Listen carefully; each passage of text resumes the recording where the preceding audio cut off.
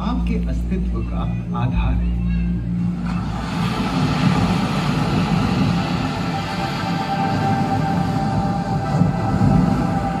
ये महासागर है, मीलों दूर तक फैला हमारे जीवन का केंद्र, जिसका पानी हर देश की सीमा से परे है।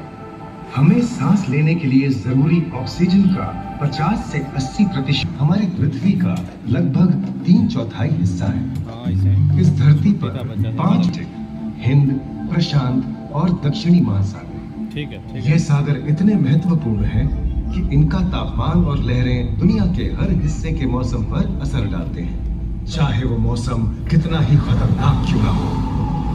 हमारी ही तरह पानी के नीचे पनपता हर जीवन सूरज की रोशनी पर निर्भर है।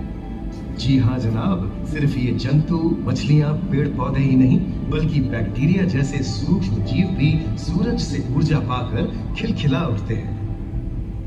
ये देखो मिस्टर ऊदबिलाव, कितने मजे ले रहा है। देखा इसे, अपने चेहरे की पोजीशन ऐसे बदल रहा है जैसे किसी स्पा में स्टीम ले रहा हो। और वो चली मैडम व्हेल इटलाते हुए सनबाथ लेने।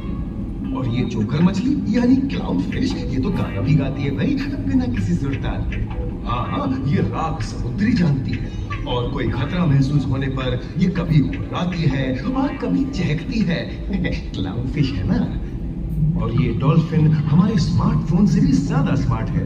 ये अपनी आवाज का इस्तेमाल सोनार की तरह करके एकदम सही दिशा में तैरती और एक दूसरे को संदेश भेजती है। जी हाँ, ईमेल या व्हाट्सएप से भी तेज। मूंगा चट्टानें यानी कोरल रीफ दुनिया की सबसे विविध इकोसिस्टम्स में से है। इन चट्टानों को अक्सर समुद्र के वर्षावन कहा गया है। आई, समुद्र में वर्षा, अजीब बात है ना। अरे दरअसल इनका नाम इनके आसपास बसे इन जीवों की विविधता के कारण पड़ा है। इनमें से कुछ मूंगे गर्म उथले समुद्र में, तो कुछ ठंडी अंधेरी गहराइयों में रहकर हमारे इकोसिस्टम के संतुलन को बनाए रखते हैं। पौधे हमारे इकोसिस्टम का एक बहुत ही महत्वपूर्ण हिस्सा है और पानी में ऑक्सीजन का सबसे बड़ा स्रोत है। इस नीले पानी में मौजूद कई पौधों में से एक बहुत ही महत्वपूर्ण पौधा है फाइटोप्लैंक्टन, जो पूरी दुनिया की ऑक्सीजन की जरूरत का लगभग 50% बनाकर हमारा अस्तित्व बनाए रखता है। इन समुद्रों में पहुंचने वाली सूरज की रोशनी की मात्रा के हिसाब से उन्हें 3 क्षेत्रों या परतों में बांटा गया है। सतह के सबसे नजदीक वाली परत को यूफोटिक जोन या सनलाइट जोन कहा जाता है। जाहिर है कि यहाँ सूरज की सबसे ज्यादा रोशनी पहुंचती है और 90% समुद्री जीवन इसी परत में मौजूद है।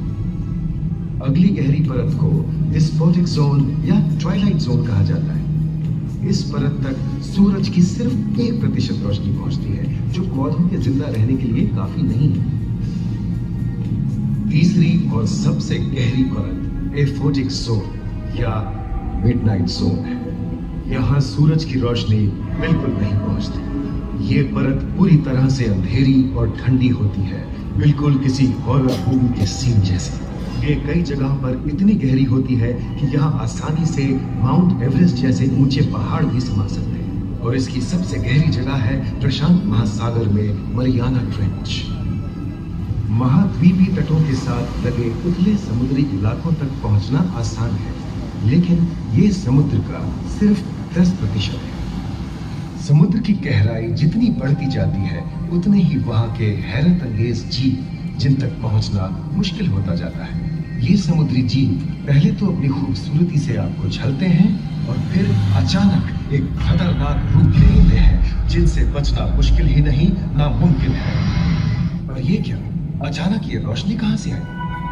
ओहो, ये तो जेलीफिश का झुंड है, जिनकी रोशनी एकदम डिस्को लाइट की तरह लगती है। वाह, ये हुई ना बात। अब सभी बड़ी छोटी मछलियां इन चमचमाती डिस्को लाइट को देखकर पार्टी करने आएंगी।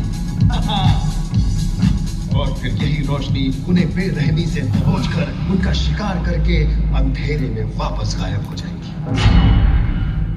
लेकिन सभी शिकारियों को छलावे से लुभाना नहीं पड़ता। सबसे घातक शिकारियों में से है शार्क, जैसे ग्रेट व्हाइट और टाइगर शार्क।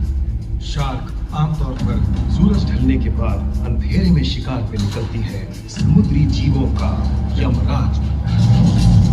आज तक शार्क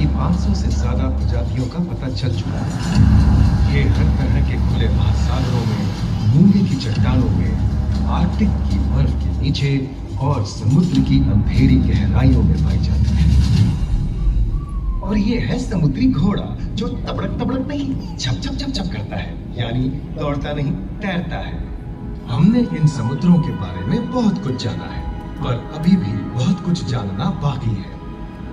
ये सागर गहरे और विशाल, ठंडे और अंधेरे में डूबे होते हैं। इन गहराइयों में पनपने वाली 17,000 से अधिक प्रजातियां मानो किसी कल्पना से कम नहीं है।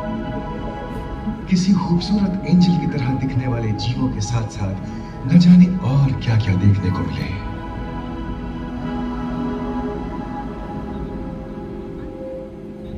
इन विशाल सागरों के इकोसिस्टम इनके बाहर तक फैले हैं। खारे पानी की खाड़ियां, समुद्रों, समुद्र तटों और नमकीन दलदली इलाकों तक। मानव जाति दशकों से प्लास्टिक, जहरीले रसायन, तेल और ऐसी कई चीजों को पानी में बहाकर समुद्रों को नुकसान पहुंचा रही है। कई समुद्री जीवों या मछलियों की दर्दनाक मौत और उनकी इस तड़प का जिम्मेदार हमारी मानव जाति ही है।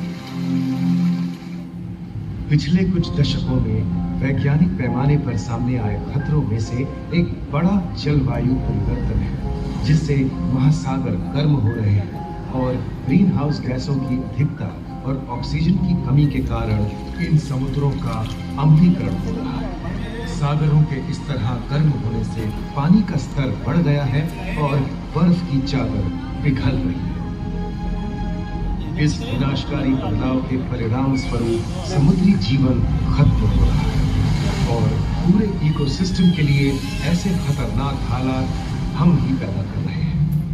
हमारी आने वाली पीढ़ी का भविष्य इस बात पर निर्भर करता है कि क्या हम आज अपने निजी जीवन से प्लास्टिक को हटाने जैसा छोटा कदम उठा सकते हैं, या फिर हम बड़े स्तर पर सख्त नियम बनाकर उन्हें लागू करें, जिससे समुद्री संसाधनों का दोहन और प्रदूषण कम हो। याद रखिए, बात हमारे अस्तित्व की है, तो बदलाव की शुरुआत भी हमें ही करनी है।